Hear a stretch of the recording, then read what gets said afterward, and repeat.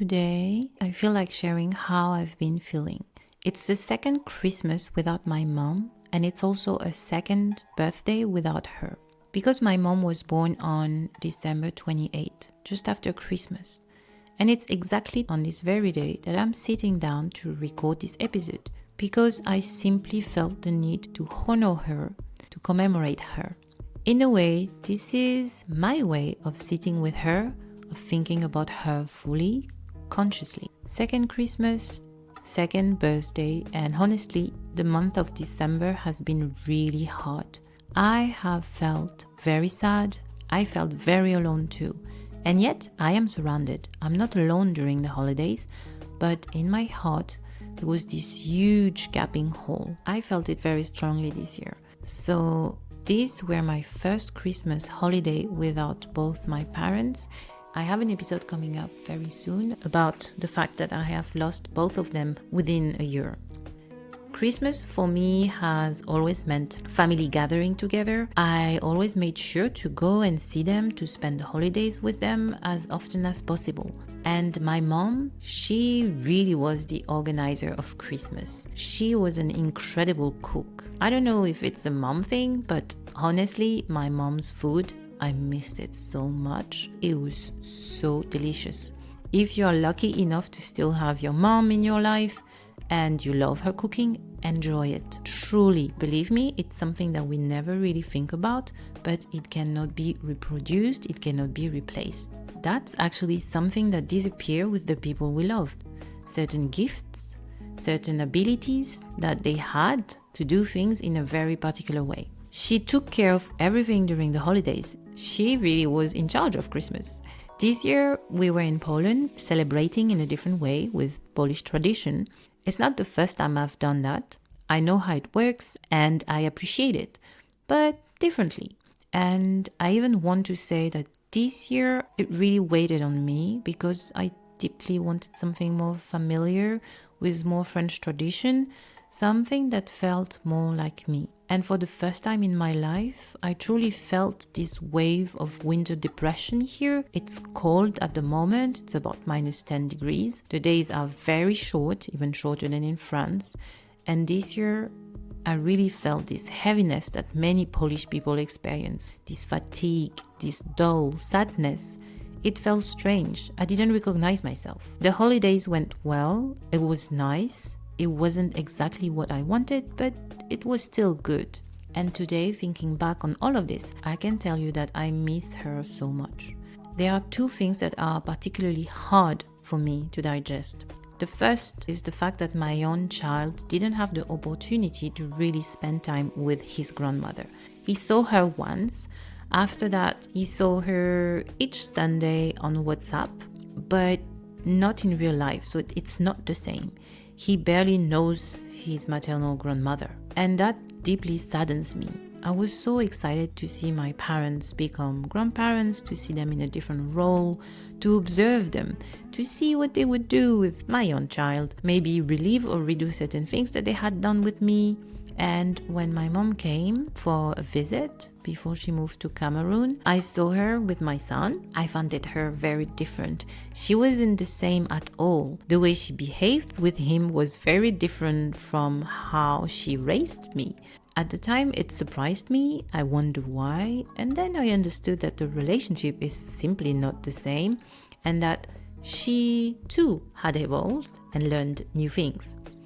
I truly feel like I missed something vital. When I think about my own grandparents, I wasn't very close to them. My maternal grandmother was alive when I was young, but she was placed in a home when I was about maybe 8 or 9 because she was ill. I remember that place very clearly. I hated it. I didn't like going there. It smelled bad, and it honestly smelled like death. It scared me. Seeing all those elderly people somewhat left to themselves, even though there were some assistants, but they were at the end of their life. And I remember very clearly a woman there who would say every Sunday, because we were going there almost every Sunday, that she was just waiting to die. I found this so hard, so bleak. My father acted as if nothing was happening, and the lack of communication really didn't help. I went there reluctantly, and then eventually I stopped going altogether. I didn't see my grandmother for years. I didn't really know her. I always felt like an intruder when I went to her place anyway, when I was younger, as if I was bothering her. There was no closeness, no warmth. To me, she was just very strict and cold. And today, when I see my son with his grandmother here, on his father's side, with other people we consider his grandparents, it's completely different. It's very affectionate, warm, there's so much joy. And I think I was so eager for my son to experience that with my mom because she was like that. She was warm, open, joyful. She loved it all the time. She could also be strict, say no, raise her voice, give you the look. But with him, I'm convinced that it would have been different. And I'm deeply sad that this couldn't happen. The second thing that affects me a lot is the fact that my mom passed away right at the beginning of my divorce process. She knew what was going on. She knew I wanted to leave. She was a driving force for me. I remember very clearly she told me straight out, don't stay with someone who cheated on you. Don't stay in a country for someone who no longer wants to be with you. My mom was fierce, and she also had found herself at one point in her life in a similar situation, stay or leave.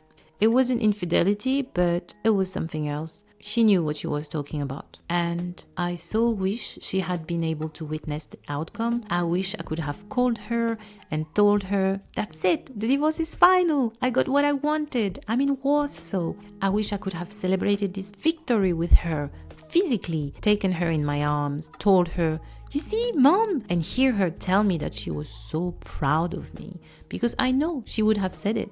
I wish she knew that I've met someone and that I'm moving forward, that my life is different, that my son is doing well, and that I'm slowly finding myself again. This victory is also hers. I wish she could have listened to this podcast, witnessed this new chapter, talked about it together, exchanged thoughts.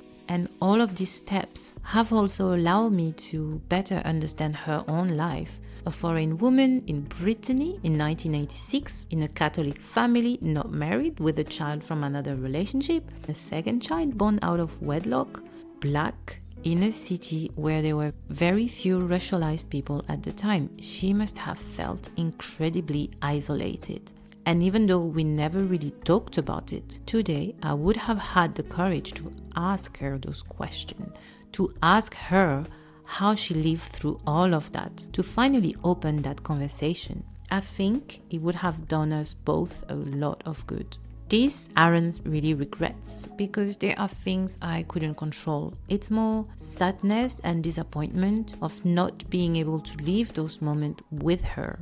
And that has made me think a lot about the relationship I have with my child and what I will leave him after I'm gone. That's why I have decided this year to write to him every year on his birthday.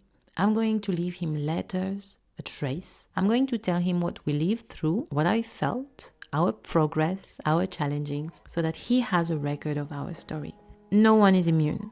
My parents passed away in their 60s.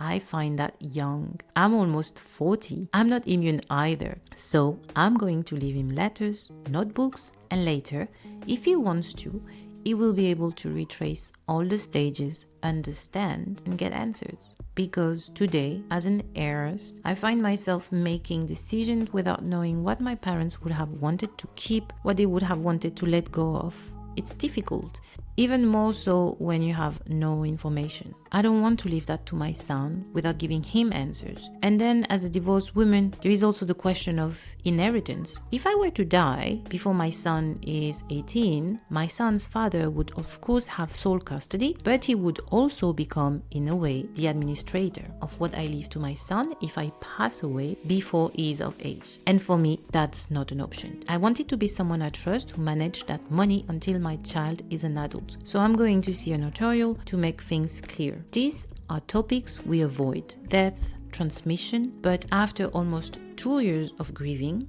I know these events have helped me grow. Being a mom for me is also about passing this on, even if it's uncomfortable, even if it's difficult. When I talk about death with my son, of course it happens that he cries. He tells me that he doesn't want me to die, and it's hard. But I find it precious that he can express that, say that he is afraid.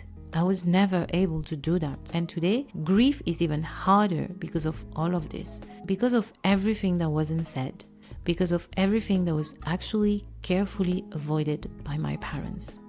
So tell me in the comments what you think. If you lost loved ones, how are you living through it? What helps you? And what would you say to your children? If you like the podcast, please consider leaving a 5-star review on your favorite listening platform. It really helps other women discover it. Thank you for listening to this episode until the end, and I will see you very soon in the next one.